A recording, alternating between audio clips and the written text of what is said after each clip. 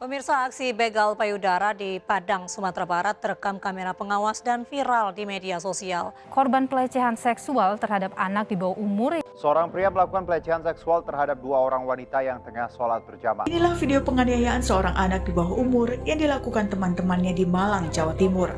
Saudara, bukannya mendapatkan bimbingan dan perlindungan. Polres Metro Jakarta Pusat terus mendalami dugaan perundungan dan pelecehan seksual yang dialami oleh MSA, seorang pegawai Komisi Penyiaran Indonesia. Dari zaman ke zaman, fenomena kasus pelecehan seksual semakin meningkat.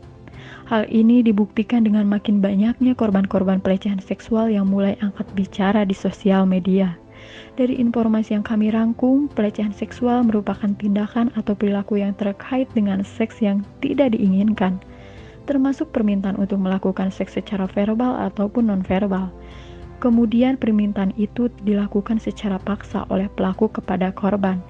Namun, pelecehan seksual bukan hanya tentang permintaan untuk melakukan seks. Bisa juga pernyataan dan perilaku seks yang menghina atau merendahkan satu gender. Juga lelucon cabul atau humor tentang seks. Para pelaku pelecehan seks berkeliaran di mana-mana, entah itu orang terdekat ataupun orang yang tidak dikenal. Tidak jadi alasan ketika perempuan memakai pakaian terbuka dengan perempuan memakai pakaian tertutup. Pelecehan seksual juga tidak hanya dialami oleh wanita, namun banyak juga dialami oleh pria atau bahkan anak-anak di bawah umur. Keadaan tempat dan waktu pun tidak menjamin untuk terjadinya pelecehan seksual. Berdasarkan hasil survei yang telah tim kami lakukan, 18,2% responden berumur 19 tahun, 54,5% responden berumur 20 tahun, dan 27,3% responden berumur 21 tahun. Kemudian 83,3% terjadi di tempat umum dan 16,7% terjadi ketika berkendara. Data yang diperoleh sudah jelas mengenai pelecehan seksual bisa terjadi kepada siapapun dan terjadi dimanapun. Berikut hasil wawancara kami dengan responden yang bersedia menjadi narasumber. Bisa diceritakan kronologis kejadiannya saat itu? Jadi pada saat itu kronologisnya saya masih kelas 5 SD dan dia mengiming-imingi saya untuk main warnet. Katanya pada saat itu dia mau mentraktir saya. Akhirnya yang namanya anak kecil pasti mau dong. Dan akhirnya saya pun ikut untuk main warnet bareng dia. Pada saat itu saya bukan dibawa ke warnet tapi saya dibawa ke gang. Dan akhirnya saya dibawa ke situ, saya bingung. Saya tanya, kita ngapain di sini? Itu kan berdua di satu lorong yang kosong. Dan dia cuma bisa ngomong kayak, kamu diem, apa yang aku suruh lakuin. Dia mengeluarkan alat kelaminnya untuk saya BJ. Jadi dia menyuruh saya untuk menjilat alat kelaminnya. Dan sesudah itu dia ingin melakukan lebih terhadap saya. Menyuruh untuk saya nungging di depan dia dan agar dia bisa istilahnya mensodomi saya. Dan pertama dimasukin otomatis saya menjadi kesakitan karena memang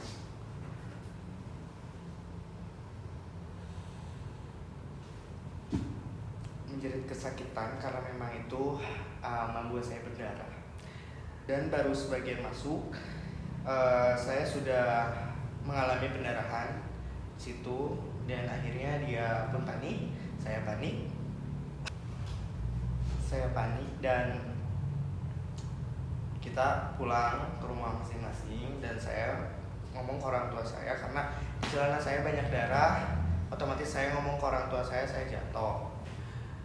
Karena jika saya jujur dengan apa yang saya lakukan, walaupun saya belum mengerti, cuman kayak hal itu tuh nggak terlalu harus diomongin gitu ke orang tua. Akhirnya saya nggak ngomong. Bilang baru-baru inilah karena bisa dikatakan itu catcalling gitu. Kita sebagai wanita kan nggak mau dibatasin kan berpakaian seperti apa juga, tetapi yang membuat tidak nyamannya itu adalah ketika kita jalan di pinggir jalan dengan pakaian yang kita mau, dengan hanya kaosan dan celana pendek itu tidak tahu kenapa bisa membuat para pria melihat ke arah yang saya tidak tahu juga gitu. Cuman maksudnya apakah itu bisa dikatakan sebuah pornografi gitu, sebuah fantasi para pria gitu. Padahal kan seharusnya memang tidak ada batasannya bagi wanita untuk memilih pakaiannya itu sendiri gitu. Di situ posisinya saya lagi jalan sore hari, lalu dengan teman saya yang sama juga pakaiannya pakai celana pendek dan pakai kaosan, ya pakaian sehari-hari biasa. Terus saya lewat di daerah Jakarta Pasar Senen, di sana segerombolan ojek online yang mengharuskan saya lewat ke sana. Dan di situ entah kenapa terbilang ada 3 orang atau 5 orang yang tiba-tiba dari gerombolan itu tiba-tiba menghampiri saya. Menghampirinya itu benar-benar tepat di pinggir saya dan dia bilang katanya, mau kemana Neng, katanya, dengan colotehan-colotehan mereka yang menurut saya tidak pantas dilemparkan kepada wanita berumur saya gitu. Jadi hal-hal tersebut yang membuat saya makin was-was terhadap pria di luar sana gitu. Entah, saya tidak memandang pria itu muda, tua atau apa, karena pelecehan seksual itu nggak memandang umur gitu. Jadi kronologinya itu waktu itu aku masih kelas 5 SD ya. Lagi malam-malam gitu, terus kebetulan papaku belum pulang dari kerja. Terus mamaku ada di rumah sih, tapi udah tidur gitu. Jadi ada aku sama adik aku doang gitu. Terus ada yang ngetok ke rumah. Habis itu kan biasa lah ya, maksudnya kita yang anak kecil ini aja buka dulu pintunya, nanya nyari siapa kayak gitu. Terus yaudah aku buka pintunya. Terus aku tuh inget gitu sih sebenarnya sama orangnya. Maksudnya ini siapa ya? Tapi kayak pernah lihat kayak gitu. Nah terus dia tuh pas aku kelas 5 SD, dia itu kelas 1 atau 2 SMA gitu. Terus dia ini disuruh sama ayahnya gitu buat minjem uang lah ke orang tua aku. Nah emang orang tuanya dia ini beberapa kali udah minjem uang ke orang tua aku gitu. Kan mau ketemu orang tua aku, tapi kan yang ada cuma mama aku, tapi mama aku udah tidur ya. Terus aku bilang kan ke mama, tapi kan mama juga kayak ini ya, kayak tidur terus nggak mau diganggu gitu. Jadi kata mama kayak udah nggak usah bilang aja mama nggak ada kayak gitu kan. Terus akhirnya aku bilang lah ke dia, enggak ada mama gitu. Terus tapi dia kayak masa sih yang benar kayak gitu. Terus gak lama tuh tangan aku dipegang gitu. Terus sama dia diarahin ke penisnya kayak gitu. Terus tapi kan waktu itu sebenarnya aku masih nggak ngerti ya pas kelas 5 SD gitu. Kayak ini mau kemana sih gitu, tangannya kenapa dibawa-bawa kayak gitu. Cuma yang ingat waktu itu aku ke jeansnya ini kayak gitu. Terus aku mungkin baru kayak memproses ya itu tuh maksudnya diarahin ke penisnya ya, itu begitu aku kayak SMP SMA kayak gitu. Terus habis itu aku kan kayak narik tangan aku, tetap risih lah ya, ini apaan sih gitu. Terus dia kayak masih beneran gak ada mamahnya, pokoknya kayak gitu.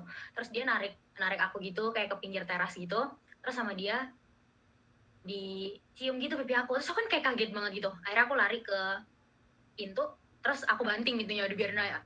Terus aku langsung kunci gitu pintunya gitu. Bagaimana sih perasaan kakak setelah itu terjadi?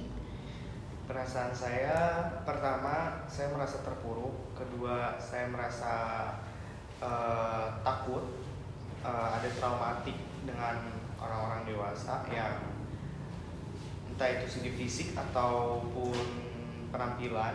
Saya trauma, dan ketraumaan saya berlanjut pada saat SMP. Saya nggak terlalu punya banyak teman. Jika ditanya perasaan pasti sangat-sangat tidak nyaman ya. Mungkin kita jadi lebih aware terhadap lingkungan gitu. Jadi kita membatasi dan memilah-milah tempat mana yang akan kita kunjungi gitu dengan pakaian yang akan kita pakai gitu.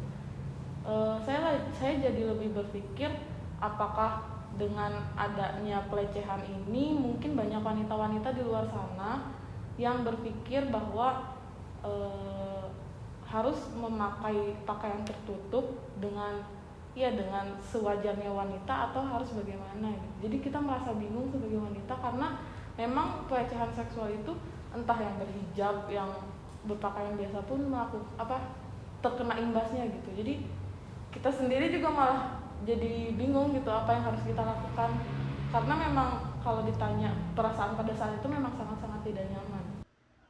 Perasaannya kayak apa ya, pas kelas 5 SD sih,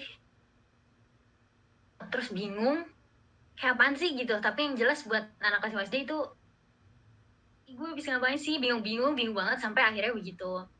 Tapi setelah itu tuh aku kayak setelah itu tuh bener-bener nggak berani nyeritain itu ke orang gitu ya, karena kayak ini udah diapa-apain kayak gitu. Apa yang kamu lakukan setelah itu terjadi? Untuk yang saya lakukan saat itu terjadi, saya masih memendam selama kurang lebih dari kelas 5 SD, berarti selama 8 tahun kurang lebih saya memendam, karena pertama itu hal yang tidak masuk akal, kedua itu hal yang memalukan juga, jadi saya pendam, dan akhirnya lambat laun saya berani untuk menceritakan ke teman-teman saya, termasuk sahabat saya. Setelah itu terjadi, saya melakukan berbincang-bincang dengan teman gitu, entah beradu pendapat, beradu argumen gitu tentang adanya hal yang seperti itu gitu.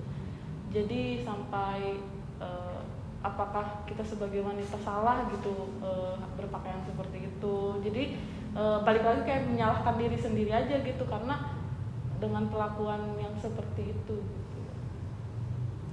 Terus kayak aku benar-benar gak nyeritain itu ke siapa-siapa pokoknya, dan gak pernah dibahas juga di rumah sampai aku SMA baru aku pernah cerita ke satu orang gitu kayaknya. Terus karena kalau aku inget itu kayak masih suka ke-trigger sendiri kayak gitu. Tapi begitu kesini-sini sekarang udah enggak sih. Menurut kakak gimana sih kasus pelecehan di Indonesia? Untuk kasus pelecehan di Indonesia itu terbilang banyak sekali, karena mereka melakukannya dengan dalih bercanda. Dengan melihat kasus-kasus yang up sekarang, seperti entah itu terjadi di sekte bagian abdi negara, di kampus, di sekolah, dan banyak bahkan sampai ada anak kecil yang ikut kena pelecehan gitu. Kalau dari berkaca dari kasus aku sendiri, kayaknya dari dulu itu emang ya udah banyak lah ya. Dari yang anak kecil aja tuh udah diperlakukan seperti itu gitu. Dan biasanya emang yang sama laki-laki yang mungkin merasa lebih dominan kayak gitu. Kayak contohnya kalau yang di kasus aku kan dianya jauh lebih tua gitu di atas aku gitu. Jadi akunya jadi yang minor. Menurut kakak apa solusi terbaik agar kasus pelecehan di Indonesia berkurang? Untuk saran dari saya untuk kasus pelecehan ini adalah perbanyak edukasi tentang seksual sejak dini, karena dengan kita belajar tentang dunia seksual sejak dini, otomatis kita mengetahui batasan-batasan yang tidak boleh dilanggar seperti apa, dan meminimalisir kepolosan orang-orang yang memang tidak tahu tentang edukasi seks seperti itu. Untuk solusi yang bisa saya kasih, apalagi saya akan ambil kasusnya itu di kampus kepada wanita-wanita yang menjadi korban di kampus.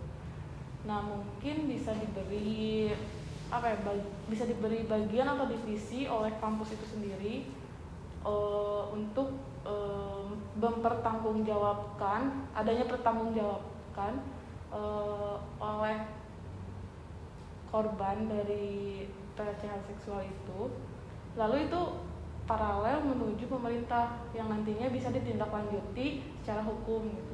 Dan itu benar-benar ditindaklanjuti ya, karena mungkin bisa diselesaikan itu ada beberapa kemungkinan, yaitu entah secara keluarga, entah secara hukum, dan atau mungkin entah secara dari pihak kampus yang ikut campur tangan, entah itu hukumannya dari pemerintah atau dari kampus, atau ya itu balik lagi kepada korban dan pelaku yang ada di tempat. Mungkin yang aku kayak pernah baca gitu, ada orang yang nulis gitu kan ada yang kayak suka ini kan, laki-laki tuh suka membela dirinya gitu, yang bilangnya ya makanya perempuan tuh jangan make yang terbuka kayak gitu. Terus ya masa kucing dikasih ikan comot kayak gitu kan. Padahal kalau menurut aku juga ya kan laki-laki juga nggak kayak kucing gitu, bisa menentukan sendiri pilihannya mau ngambil ikannya atau enggak kayak gitu kan. Jadi menurut aku sih dua-duanya aja gitu ya. Yang perempuan baiknya tidak memancing mungkin kayak gitu ya, tidak menggunakan pakaian yang beresiko kayak gitu ya, lebih ke kayak gitu. Terus laki-lakinya juga bisa menahan gitu. Ada kata-kata nggak Kak buat korban di luar sana yang belum berani speak up tentang kasus pelecehan ini? Ada. Saya berharap tidak ada lagi korban seperti saya. Trauma akibat pelecehan seksual itu nyata. Mental yang trauma harus dituntaskan agar kesehatan mental tetap terjaga. Dan untuk orang-orang tua di luar sana, beri edukasi ke anak-anak bapak dan ibu agar anak-anaknya nggak terlalu polos. Mungkin kedepannya kepada pemerintah tolong lebih difokuskan, lebih di-awarekan kepada kami korban pelecehan seksual, karena kami pun di sini sebagai korban, kami hanya ingin adanya tindak lanjut keadilan kepada kami agar tidak ada lagi korban semacam catcalling, grooming, dan lain-lain di Indonesia ini. Berapa kali kamu melakukan pelecehan seksual? Cukup banyak, sekitar 11-15 kali. Pelecehan seksual apa saja yang kamu lakukan? Mulai dari video call seks saya pernah, call phone seks juga saya pernah, sampai main dengan cewek sendiri pun juga saya pernah. Ceritakan secara singkat kronologi kejadian. Kronologis kejadian tepatnya berada di kosan. Saya bersama pacar saya sedang bermain bersama di kosan. Awalnya hanya bermain, tapi entah dorongan dari siapa, muncul hasrat ingin mencium bibir korban saya. Awalnya korban saya menolak, akan tetapi setelah dibujuk rayu oleh saya, korban saya akhirnya mau mencium bibir saya. Setelah merasa sukses setelah bisa mencium bibir korban saya, tangan saya mulai menerawang bagian dalam isi bajunya. Saya pegang perutnya terlebih dahulu, naik sedikit lebih ke atas, dan memegang bagian payudara. Dari situ korban saya mulai merasa pasrah, entah pertama kali atau tidak melakukan kejadian seperti itu, tapi korban saya mulai pasrah. Setelah merasa sukses dengan keadaan yang ada, saya buka baju pacar saya sampai hanya tersisa bagian BH-nya saja. Setelah saya buka, saya loroti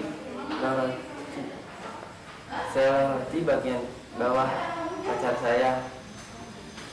Awalnya sama menolak, tetapi setelah ada bujuk rayu, akhirnya pacar saya sendiri mau membuka celananya tersebut. Akhirnya pacar saya sendiri hanya tersisa memakai BH dan memakai celana dalam saja. Awalnya ia malu, tidak mau melakukan apa-apa, terus menutupi bagian tubuh tersebut. Akan tetapi setelah dibujuk rayu kembali, akhirnya pacar saya sendiri pun pasrah. Setelah pacar saya telanjang bulat, tapi saya bilang berkali-kali dengan bujuk rayu yang saya lakukan, akhirnya pacar saya sendiri itu pun mau melakukan itu. Di situ saya mulai melakukan hubungan badan suami istri. Awalnya korban saya, pacar saya sendiri itu menolak. Dia bersikeras tidak ingin saya masukkan alat kelamin saya ke dalam alat kelaminnya pacar saya tersebut. Tapi lagi-lagi dengan bujuk rayu saya bilang bakal tanggung jawab, nggak akan apa-apa, nggak akan ditinggalin. Akhirnya pertahanan pacar saya itu pun tumbang. Setelah kejadian pertama itu, seringkali kami melakukan hal yang serupa. Entah saya yang mengajak, entah pacar saya juga yang mengajak, tapi sering hampir bisa sebulan sekali mungkin kami melakukan itu. Apa dorongan kamu melakukan hal itu? Awalnya sih saya cuma coba-coba gitu, tapi karena keenakan akhirnya saya keterusan, bablas sampai masuk sini akhirnya. Apa yang kamu rasakan setelah melakukan pelecehan seksual? Biasa saja sih, tapi lebih cenderung senang sih bisa naklukin cewek, ibaratnya maksudnya bahasa saya mah primadona sekolah nalah masa sunama senang bisa saya taklukin ya gimana nggak senang atuh. Apa yang kamu lakukan setelah pelecehan seksual itu terjadi? Kan di satu sisi saya tahu yang saya lakukan itu salah, dan di satu sisi saya merasa benar kalau kejadian yang saya lakukan itu salah tidak diumbar kepada teman-teman saya. Apakah kamu menyesali perbuatan itu? Tidak ada rasa penyesalan dalam diri saya, tapi seiring jalannya waktu setelah saya dilaporkan masuk ke tempat rehabilitasi ini, sungguh saya benar-benar menyesal. Yang pertama, saya jauh dari orang tua, jauh dari sanak keluarga, jauh dari teman saya, putusnya sekolah. Nyesal sih ninggalin teman-teman di luar, udah bareng-bareng di luar gitu ya. Maksudnya saya pribadi ikut organisasi gitu, di samping sekolah ada OSIS, di luar sekolah juga ada Paskibra PKB, Paskibra Kota Bandung. Punya jabatan di PKB, ninggalin teman-teman gitu. Amanah yang udah senior kasih sama saya ingkari. Amanah yang telah senior saya berikan pada saya ingkari. Itu menambah dosa saya setelah saya melakukan seks kepada pacar saya sendiri. Amanah tersebut saya ingkari, menambahkan dosa saya. Tapi rasa penyesalan itu hanya sebentar. Di sini, di tempat ini, kami dibina. Yang awalnya kami tidak bisa sholat, kami di sini semua harus bisa sholat. Yang awalnya kami tidak pernah mengaji, di sini kami ajarkan mengaji. Yang awalnya kami di luar ada yang tidak bersekolah, di sini diwajibkan untuk bersekolah. Di tempat inilah masa depan kami akan dibina. Apakah ada pesan untuk pelaku di luar sana? Apapun yang kita lakukan pasti akan dipertanggungjawabkan, baik itu di dunia maupun di akhirat. Berpikirlah sebelum melakukan. Ingat, masih banyak orang yang mencintai kita di luar sana, baik itu keluarga, teman, ataupun siapapun. Sekali lagi, berpikirlah sebelum melakukan tindak kejahatan apapun. Terima kasih.